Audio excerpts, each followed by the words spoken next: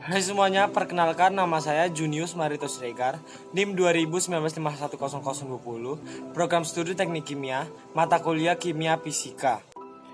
Saya akan melakukan presentasi dengan materi pembahasan ada 4. Yang pertama, elektrokimia, yang kedua adsorpsi, yang ketiga permukaan dan antarmuka, dan yang keempat koloid. Yang pertama, saya akan membahas mengenai elektrokimia. Elektrokimia adalah ilmu yang mempelajari hubungan antara reaksi kimia dan energi listrik atau sebaliknya. Ada 2 macam elektrokimia. Yang pertama, sel volta atau sel elektrokimia adalah reaksi redoks yang terjadi secara spontan atau reaksi kimia yang dapat menghasilkan arus listrik. Yang kedua, sel elektrolisis. Sel elektrolisis adalah arus listrik yang dialirkan ke dalamnya menimbulkan reaksi redoks atau kimia. Kegunaan sel volta terdiri dari 2. Yang pertama sebagai alat ukur dan yang kedua sebagai sumber arus atau penerangan dan penggerak motor. Elektrolisis. Pada sel elektrolisis, arus listrik dari sumber di luar sel dialirkan ke dalam larutan di dalam sel. Ion-ion positif atau kation bermigrasi ke elektroda negatif dan ion-ion negatif atau anion bermigrasi ke elektroda positif. Elektroda yang digunakan dapat bersifat elektroaktif atau lamban.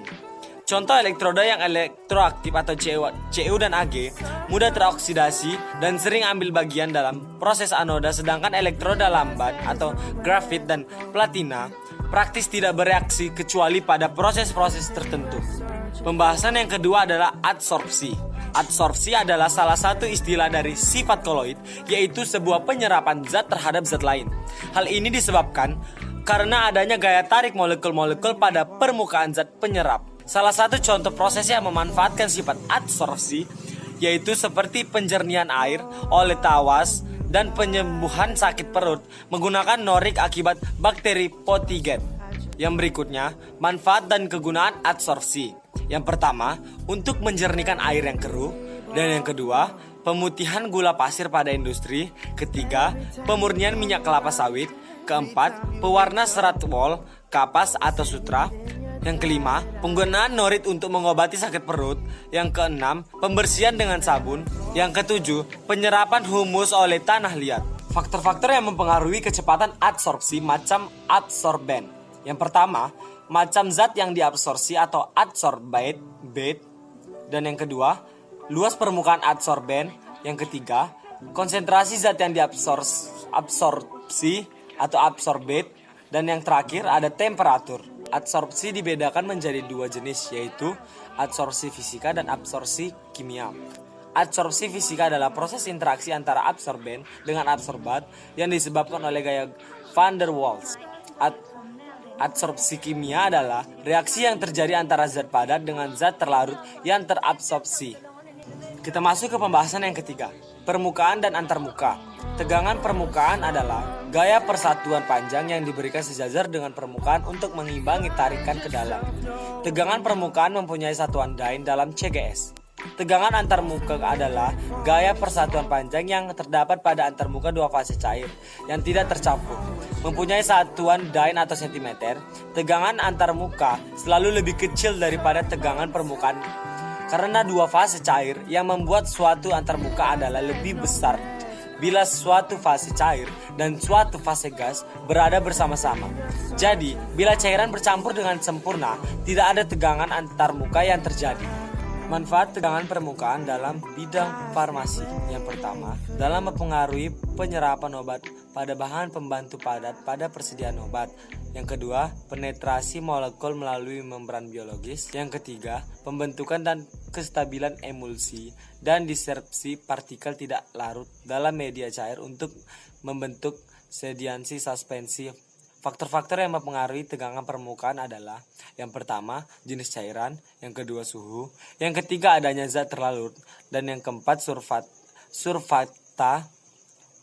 Faktor-faktor yang mempengaruhi tegangan permukaan adalah yang pertama jenis cairan, yang kedua suhu, yang ketiga adanya zat terlarut, yang keempat surfakta, dan yang kelima konsentrasi zat terlarut. Kita masuk ke pembahasan yang keempat yaitu koloid. Koloid adalah suatu campuran zat heterogen atau 2 fase antar 2 zat atau lebih di mana partikel-partikel zat yang berukuran koloid atau fase terdispensi atau yang dipecahkan tersebar secara merata di dalam zat lain atau medium pendispensi atau pemecah.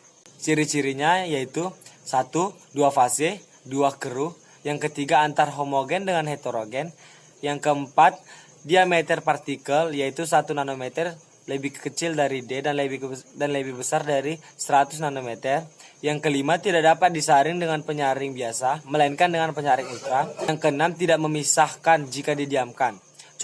Contohnya susu, agar-agar, tinta, sampo, awan, jelly, mentega, selai, santan, dan mayones, dan banyak lainnya. Jenis-jenis koloid yang pertama, sol. Fase terdispensinya zat padat dibedakan menjadi yang pertama sol padat, medium dispensi zat padat, contoh gelas berwarna dan tinta hitam. Yang kedua sol atau gel, medium pendispensi zat cair, contoh sol emas. Yang ketiga sol belerang, tinta cat, aerosol, medium pendispensi gas, contoh asap dan debu di udara. Yang kedua emulsi. Fase terdispensinya zat cair dibedakan menjadi yang pertama emulsi padat, medium pendispensi zat padat, contoh jelly mutiara opal.